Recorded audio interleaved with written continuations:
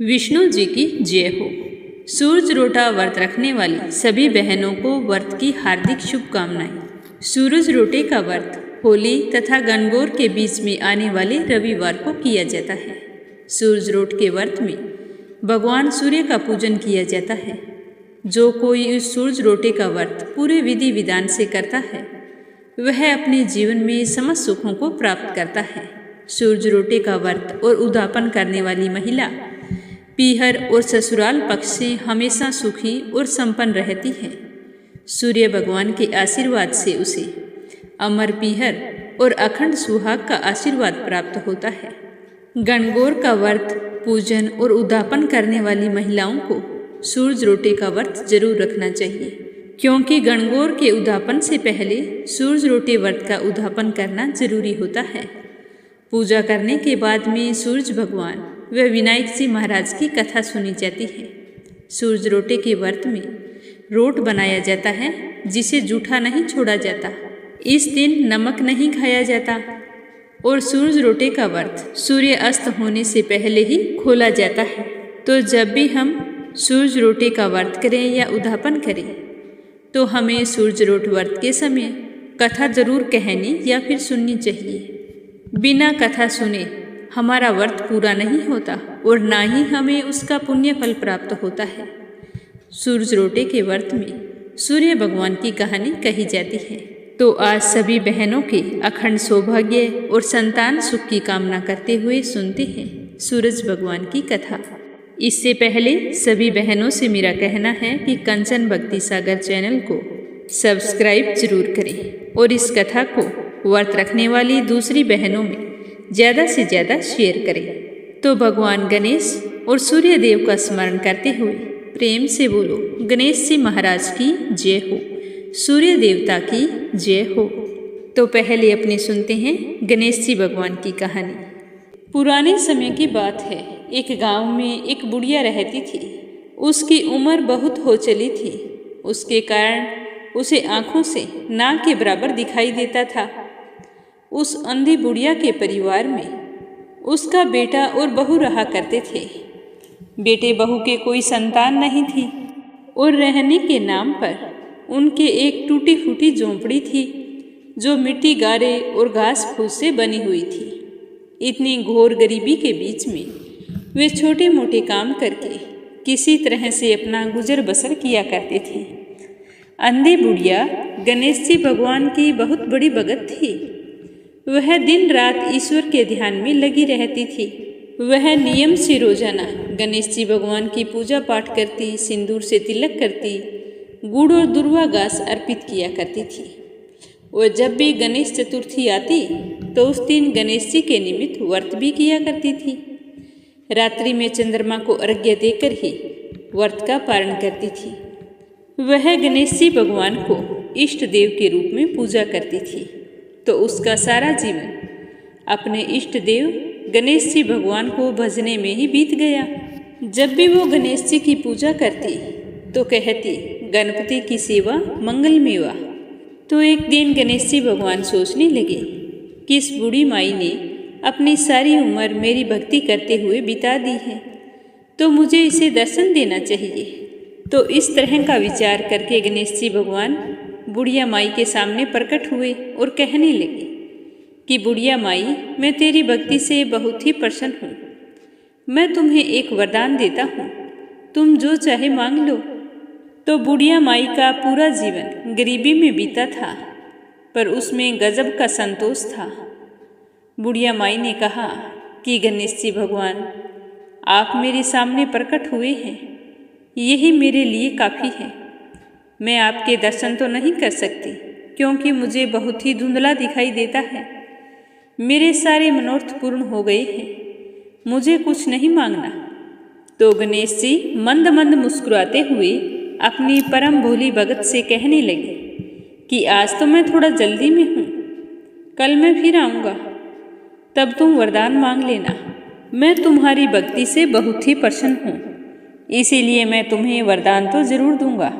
ऐसा कहकर गणेश जी भगवान अंतर्ध्यान हो गए और अंधी बुढ़िया माई जैसे नींद से जागी हो, उसे ऐसा लग रहा था।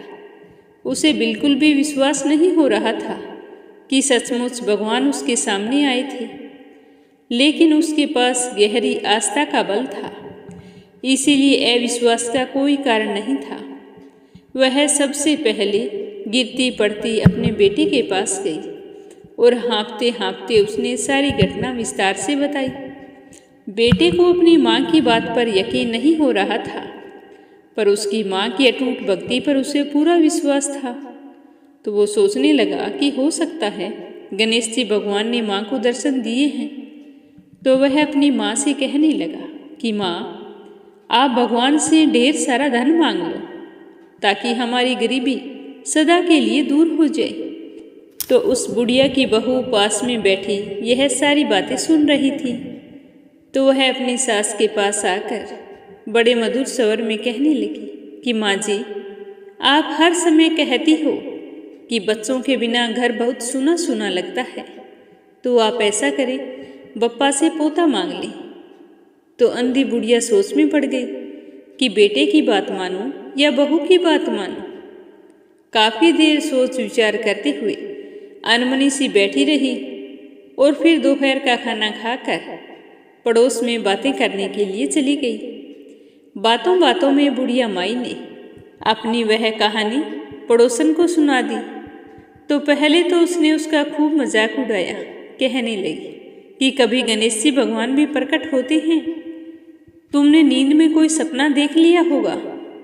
तो वह फिर से कहने लगी कि मैं झूठ नहीं बोल रही हूँ, मुझे सचमुच गणेश जी भगवान ने दर्शन दिए हैं। तो उसकी पड़ोसन कहने लगी कि माई, ठीक है, मैं तुम्हारी बातों पर विश्वास कर लेती हूँ।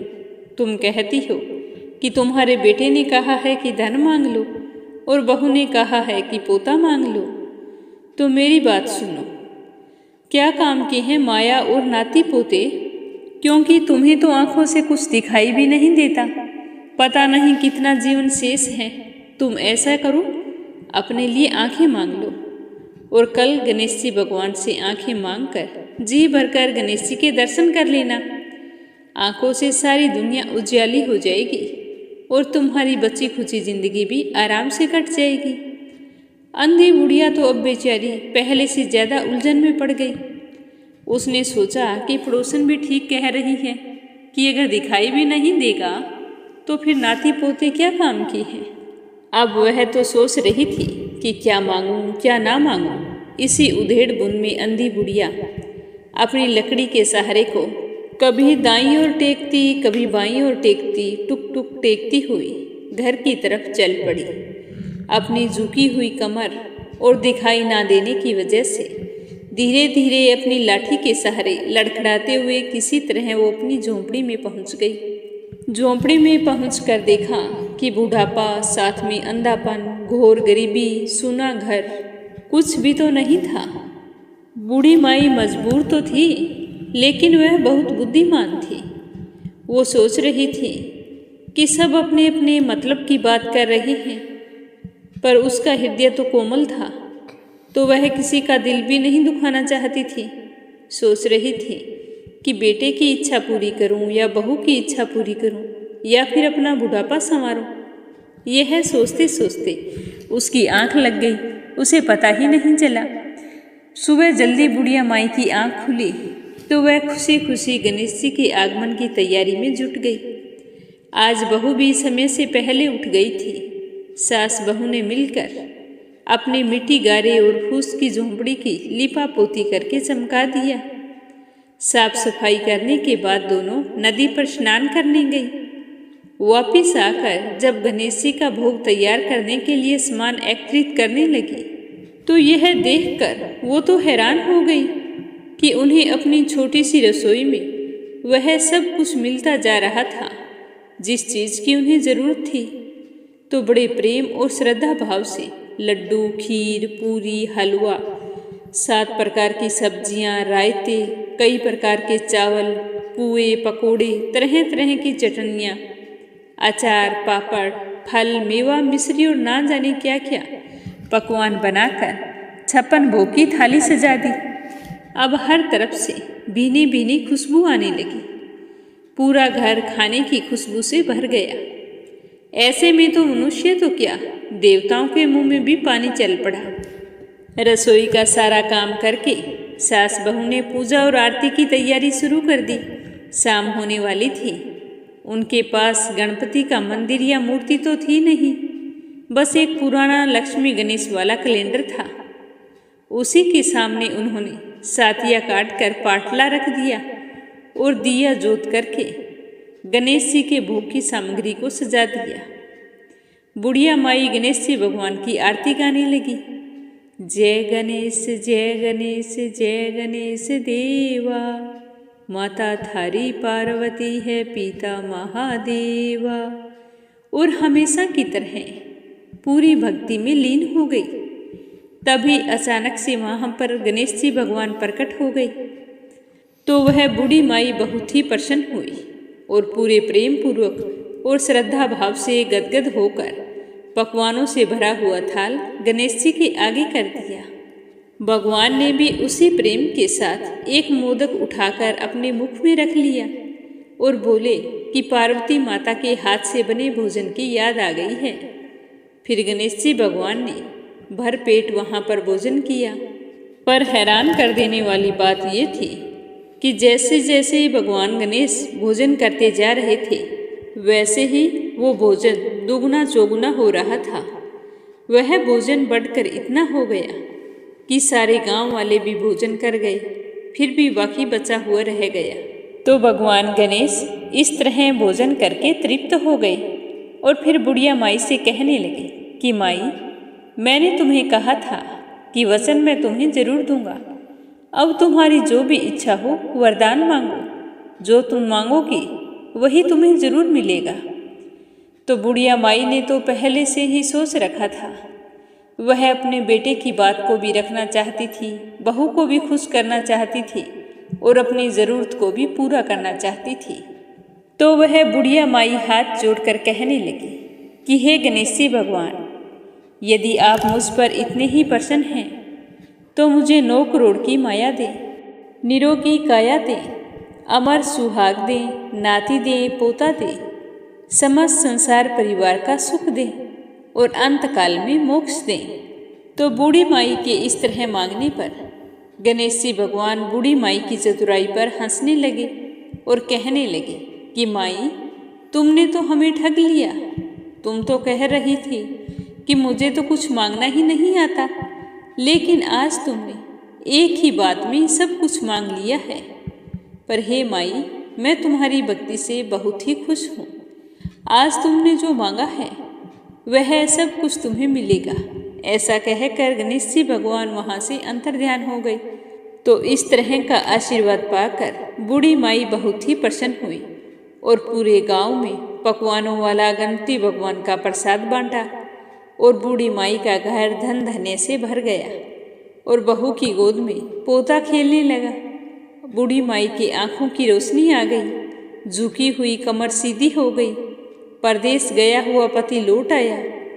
फिर बुढ़िया और उसका पति, बेटे, बहू और पोता सारे खुशी खुशी रहने लगे। इस तरह गणेश जी भगवान की पूजा करने से बूढ़ी माई को अपने जीवन के समस्त सुखों की प्राप्ति हुई। हे गणेश जी भगवान, जो भी व्रत या पूजा पाठ में आपकी इस कथा को सुने, सुनाए या फिर हुंकारा भरे, उसकी सारी मनोकामनाएं पूर्ण करना।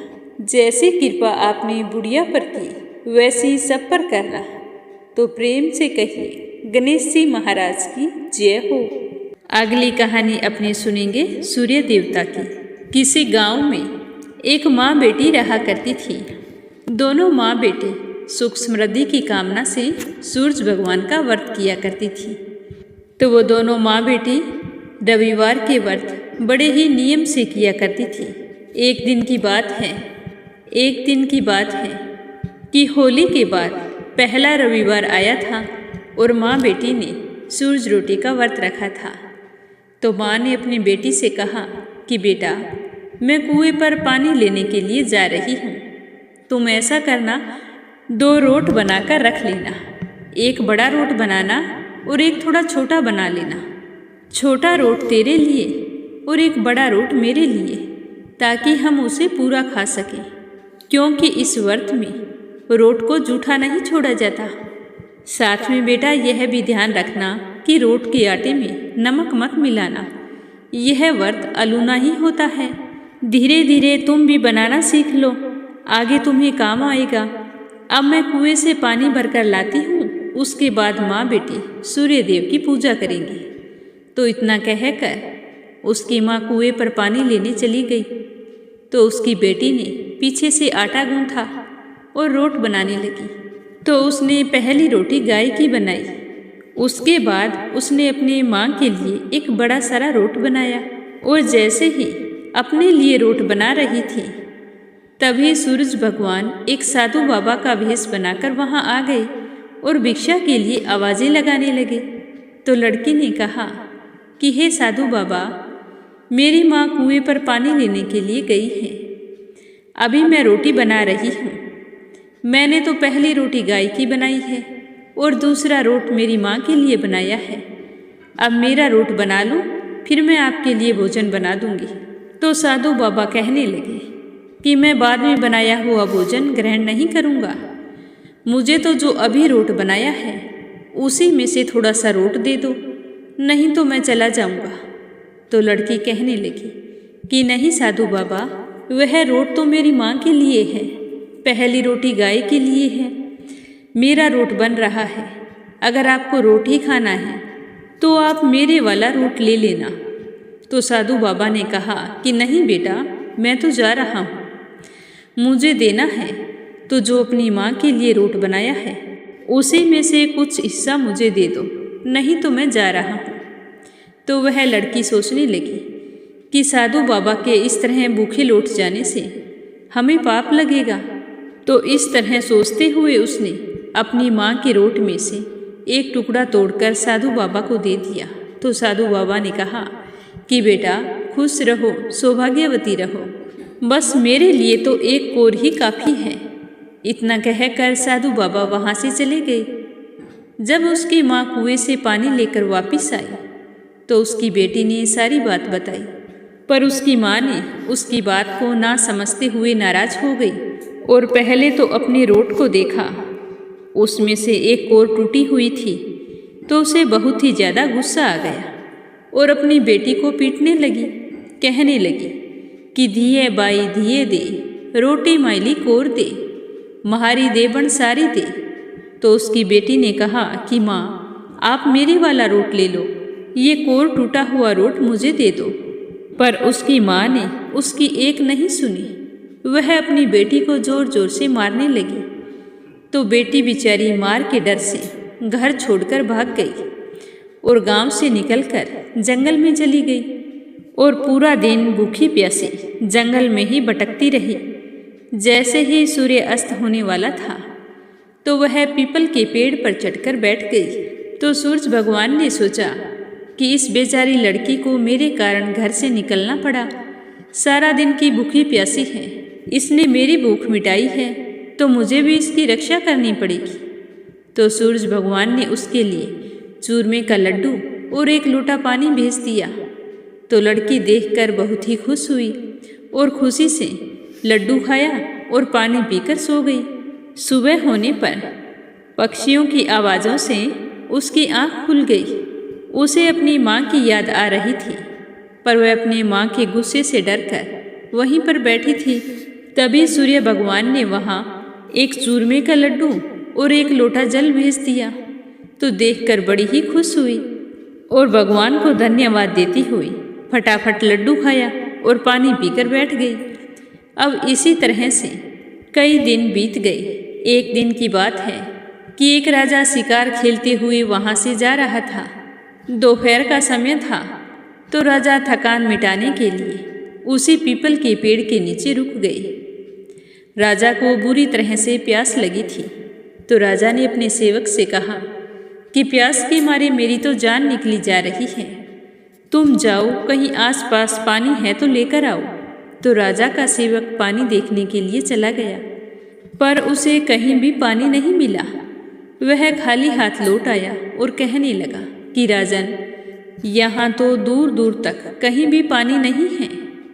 तो यह सुनकर राजा उदास हो गया और कहने लगा कि अगर आज मुझे चुल्लू भर पानी मिल जाता तो मेरी जान बच जाती, अगर मुझे पानी नहीं मिला तो आज तो मेरे प्राण चले जाएंगे।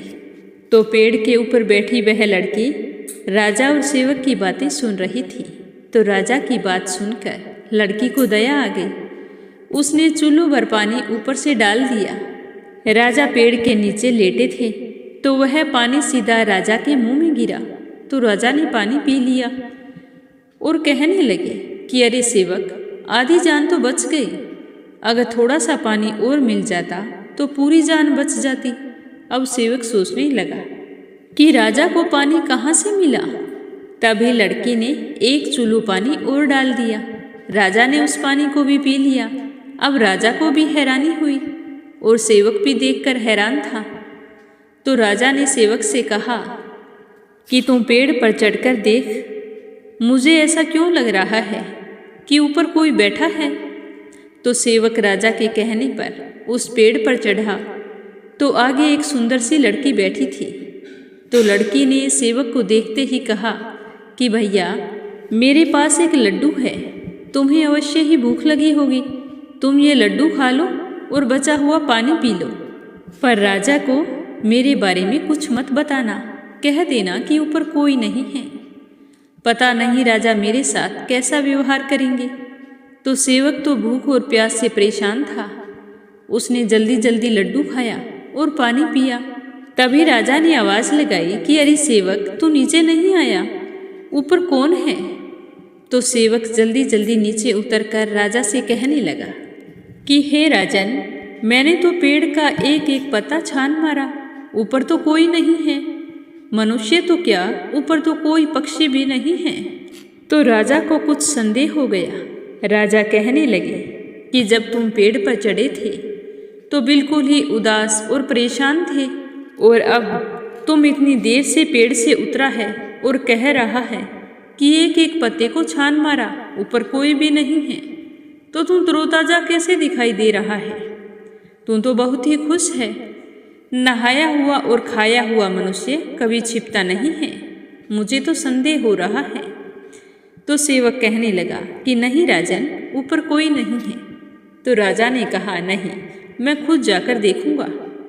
तो राजा इतना कहकर पेड़ पर चढ़े तो वहाँ पर एक सुंदर सी कन्या बैठी थी। तो वह राजा को देखकर भयभीत हो गई।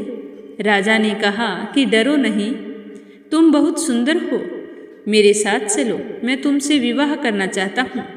ऐसा कहकर राजा उस लड़की को लेकर अपनी राजमहल चले आए। वहाँ आकर उसके साथ विवाह कर लिया और 9 महीने बीतने पर उस लड़की ने बहुत ही सुंदर पुत्र को जन्म दिया। अब राजा की अन्य रानियों के संतान नहीं थी, तो वह उस रानी की सुंदरता और उसके पुत्र से जलने लगी। तभी होली के बाद रविवार का दिन आया तो उस लड़की ने रविवार का व्रत रखा और अपने लिए रोट बनाया। तो दूसरी रानियों ने देखा कि छोटी रानी रोट बना रही है, तो उसे पूछने लगे कि तुम ये क्या कर रही हो। तो उसने कहा कि मैं तो सूरज भगवान के व्रत रखती हूँ और रोट बनाकर ही व्रत का पारण करती हूँ। तो दूसरी रानियाँ ईर्ष्यावश राजा के पास चली गई और जाकर कहने लगी कि राजन, अभी तो आपका राजकुमार छोटा है और छोटी रानी आज पता नहीं एक बड़ा सारा रोट बना रही है और बोल रही है कि आज मैं तो यही रोट खाऊंगी। अगर उस बड़े सारे रोट को रानी खाएगी तो कुंवर सा का पेट दुखेगा, पता नहीं पूरा पका हुआ है या नहीं। हमें तो डर लग रहा है कि कहीं कुंवर सा को कुछ हो ना जाए। तो राजा यह सुनकर परेशान हो गए और जल्दी से खड़े हुए और छोटी रानी के पास चल दिए। पर छोटी रानी ने यह बात सुन ली थी कि दूसरी रानियों ने मेरी शिकायत राजा से कर दी है, तो वह जल्दी जल्दी आगे आकर उस रोट को थाल के नीचे छुपा दिया और सूर्य भगवान को सहायता करने के लिए प्रार्थना करने लगी। राजा वहाँ पर आए और पूछने लगे कि छोटी रानी, मैंने सुना है कि तुम आज बड़ा सारा रोट बनाकर खा रही हो। इस तरह का रोट खाने से तुम्हारी तबीयत खराब हो जाएगी और हमारे कुंवर सा का भी पेट दुखेगा। तो छोटी रानी कहने लगी कि नहीं महाराज, मैंने तो कोई रोट नहीं बनाया है। तो राजा ने इधर उधर देखा तो एक थाली उल्टी करके रखी हुई थी।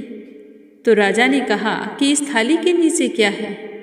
तो वो कहने लगी कि हे राजन, यह तो मेरे गरीब पीहर से आया हुआ उपहार है। तो छोटी रानी के इस तरह कहते ही राजा ने उस थाली को उठाया तो देखकर हैरान हो गए, क्योंकि उस थाली के नीचे सोने का चक्कर था। तो राजा ने कहा कि अरे वाह, एक तो कहती हो कि गरीब पीहर से उपहार आया है, गरीब पीहर वालों का क्या ऐसा उपहार होता है? पर रानी ने कुछ नहीं कहा, वह चुपचाप बैठी रही। राजा वापिस चले गए। अब छोटी रानी पूरे विधि विधान से रविवार के व्रत करती रही। एक दिन वह खिड़की में बैठी थी, तभी उसे उसकी माँ दिखाई दी, जो बेचारी बहुत ही गरीब अवस्था में छाजले बेच रही थी। तो अपनी माँ को इस हाल में देखकर उसकी बेटी को बहुत ही दया आई। तो वह मन ही मन सोचने लगी कि मेरी माँ को यहाँ राजमहल में बुला लेती हूँ, तो वो भी आराम से रह लेगी। इतने नौकर चाकरों में वह भी कोई काम कर लेगी और किसी को कुछ पता भी नहीं चलेगा। तो ऐसा सोचकर उसने अपनी माँ को राजमहल में बुला लिया। पर छोटी रानी की माँ जैसे ही राजमहल में आकर अपनी बेटी के सामने आई तो वैसे ही कहने लगी कि धिये माई धिये दे, रोटी माइली कोर दे, महारी दे पंसारी दे। इस तरह बार बार कहने लगी। तो छोटी रानी ने सोचा कि कहीं किसी ने सुन लिया तो सबको पता चल जाएगा कि मैंने अपनी माँ को इस तरह महल में बुलाया है। पता नहीं राजा मुझे इसकी क्या सजा देंगे। तो वह जल्दी से अपनी माँ को एक कमरे में ले गई और कहा कि माँ, तुम यहाँ पर चुपचाप बैठी रहो, और बाहर आकर कमरे के ताला लगा दिया। राजा की दूसरी रानियों ने यह देख लिया तो उन्हें तो मौका मिल गया था उसकी शिकायत करने का। तो वो भागकर राजा के पास गई और कहने लगी कि हे राजन, छोटी रानी का व्यवहार तो संदेह पैदा करता है। पता नहीं वो किस स्वभाव की है। उसने एक औरत को महल में बुलाया था, पर वह वापस नहीं निकली और ना ही वो महल में कहीं दिखाई दे रही है। तो राजा छोटी रानी के पास आए और उस औरत के बारे में पूछने लगे। तो छोटी रानी ने कहा कि मैंने कोई औरत को नहीं बुलाया है। तो राजा पूरे महल में उस औरत की तलाशी लेने के लिए कहा। तो राजा का आदेश सुनकर छोटी रानी मन ही मन सूर्य भगवान से प्रार्थना करने लगी कि हे सूर्य देवता, आज जो मेरे पर विपत्ति आई है उससे आप ही मुझे बचा सकते हैं। तो राजा के सैनिकों ने कहा कि महाराज, महल में कोई नहीं है। हाँ, एक कमरे के ताला लगा हुआ है, उसमें आप देख सकते हैं। तो राजा ने छोटी रानी से कमरे की चाबी मांगी। तो छोटी रानी ने डरते डरते चाबी दे दी और राजा ने चाबी लेकर उस कमरे को खोला तो वहाँ पर कोई नहीं था। सामने एक सोने की मूर्ति थी। तो राजा सोने की मूर्ति को देखकर हैरान हो गई। रानी से पूछने लगे कि रानी साहिबा, ये मूर्ति कहाँ से आई? तो वो कहने लगी कि यह तो मेरे गरीब पीहर से उपहार आया है। तो राजा कहने लगे कि तुम्हारा पीहर तो गरीब है, पर उपहार इतने कीमती आते हैं। चलो, मुझे तुम्हारा पीहर देखना है। अब हम दोनों वहाँ चलेंगे। तो यह सुनकर छोटी रानी तो फिर मुसीबत में फंस गई और मन ही मन सूर्य देव से प्रार्थना करने लगी। तो सूर्य भगवान ने प्रसन्न होकर उससे कहा कि मैं तेरी भक्ति से बहुत ही प्रसन्न हूँ। मैं तुम्हें सवा पहर के पीहर की व्यवस्था कर सकता हूँ, लेकिन सवा पहर के बाद में मुझे फिर से नगरी में उजाला करने जाना होगा, तो इस बात का तुम ध्यान रखना। तो सूर्य भगवान ने जंगल में माया की नगरी बसा दी। महल, झरोखे, बाग बगीचे, रिश्तेदार सब कुछ माया से बना दिए। महल की रसोई में नाना प्रकार के व्यंजन बन रहे थे और बड़ी ही अच्छी खुशबू आ रही थी। तो राजा अपनी रानी और अपने पुत्र को लेकर वहां पहुंचे। तो छोटी रानी के पीहर और अपने ससुराल को देखकर हैरान हो गई। छोटी रानी से कहने लगे कि रानी साहिबा, तुम तो कहती थी कि मेरा मायका तो गरीब है। मुझे तो पता ही नहीं कि गरीब मायका ऐसा होता है। तो राजा रानी को आया देखकर सबने खूब स्वागत किया वहाँ पर छोटी रानी के माँ बाप, भाई भौजाई सब कुछ माया के बने हुए थे। तो राजा के नन्हे पुत्र को देखकर उसके नाना नानी, मामा मामी बहुत ही खुश हुए और कहने लगे कि इतना बड़ा हो गया है राजकुमार, हम तो तुम्हारी कब से राह देख रहे थे। तो राजा को इनकी बातों से बिल्कुल ही पता नहीं चल रहा था कि ये सब माया का है। उन्हें तो वहाँ पर अपना वास्तविक ससुराल नजर आ रहा था। राजा तो यह देखकर फूले नहीं समा रहे थे, सोच रहे थे कि इतना अच्छा मेरा ससुराल है और मैं यहाँ पर कभी आया भी नहीं, और इनसे बिना पूछे ही इनकी बेटी से विवाह कर लिया, फिर भी इन्हें मुझसे कोई शिकायत नहीं है। अब से तो मैं यहाँ आता जाता रहूँगा। इस तरह विचार कर ही रहे थे कि राजा की साली ने आकर कहा कि आओ सब मिलकर भोजन करें। फिर सब लोगों ने मिलकर भोजन किया और फिर बातें करते रहे। तो रानी ने कहा कि राजन, अब तो आपने आराम कर लिया है, मुझे लगता है कि अब हमें अपने घर चलना चाहिए। तो राजा कहने लगे कि इतनी जल्दी क्या है, थोड़ा आराम और कर लेते हैं, कल चलेंगे। तो रानी ने सोचा कि सूर्य भगवान ने तो मुझे 1.25 पहर का पीहर दिया था, अगर राजा यहाँ से नहीं गए तो सारी सच्चाई राजा के सामने आ जाएगी। तो इस तरह सोचते सोचते छोटी रानी ने अपने पुत्र के चूंटी काट दी, जिससे वह जोर जोर से रोने लगा। तो राजा ने पूछा कि राजकुमार रो क्यों रहा है। तो रानी ने कहा कि पता नहीं, नई जगह है, मेरी तो खुद के समझ में नहीं आ रहा है, मुझसे तो राजकुमार का रोना देखा नहीं जाता, मेरा मन घबरा रहा है, मैं सोचती हूँ कि जल्दी से अपने राजमहल को चले जाएं। तो राजा ने कहा ठीक है, और फिर वे सारे वहाँ से रवाना हो गए। थोड़ी दूर जाने पर राजा को ध्यान आया कि राजा की कटार वहीं पर रह गई। तो राजा ने अपने सेवक को कटार लाने के लिए भेज दिया। सेवक वहाँ गया तो देखा कि वहाँ जंगल के सिवा कुछ भी नहीं था। वो उतना सुंदर महल, नौकर चाकर, रसोई घर, पशु पक्षी कुछ भी नहीं थे। तो यह देखकर वो हैरान हो गया। तभी उसे अचानक से कटार एक झाड़ी में पड़ी हुई दिखाई दी। तो सेवक ने कटार उठाई और घबराकर जल्दी जल्दी वापिस आ गया। फिर राजा के पास आकर उसने सारी बात बताई। तो सेवक की बात सुनकर राजा को बहुत ही गुस्सा आया, क्योंकि राजा को पहले से ही शक था। तो राजा ने गुस्से में आकर अपनी तलवार निकाली और छोटी रानी से कहा कि तुम क्या जादू टोने करती हो, मुझे सच सच बताओ, अगर तुमने सच नहीं बताया तो तुम्हारे टुकड़े टुकड़े कर दूंगा। तो रानी ने डरते डरते सब कुछ सच सच बता दिया कि मैं सूर्य भगवान के व्रत करती हूँ और सूरज भगवान के व्रत करने से ही मुझे आप पति के रूप में मिले, और सूर्य भगवान ने ही मेरी मदद की है। उन्होंने ही मुझे 1.25 पहर का मायका दिया था। वो सोने का चक्कर सूर्य भगवान ने ही बनाया था। मेरा तो रविवार का व्रत था, तो मैंने अपने व्रत के पारण के लिए वो रोट बनाया था, जिसकी शिकायत बड़ी रानी ने आपसे कर दी।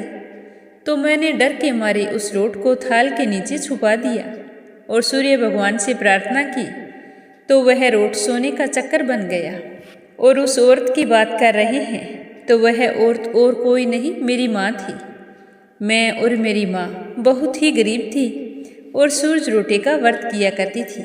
यह कहते हुए छोटी रानी ने सब कुछ बता दिया कि उसकी माँ उससे कैसे नाराज हुई और मारने के लिए दौड़ पड़ी।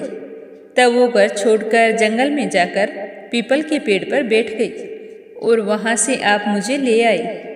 आपके राजमहल में आने के बाद में मैं तो सुखी और संपन्न हो गई, लेकिन जब एक दिन मैंने मेरी माँ को फटे हाल अवस्था में छाजले बेचते हुए देखा तो मुझे मेरी माँ पर दया आ गई और मैंने उन्हें राजमहल में बुला लिया। लेकिन वो तो मुझसे अभी तक नाराज थी, तो वो मुझे देखते ही वैसे ही मुझे मारने के लिए दौड़ी।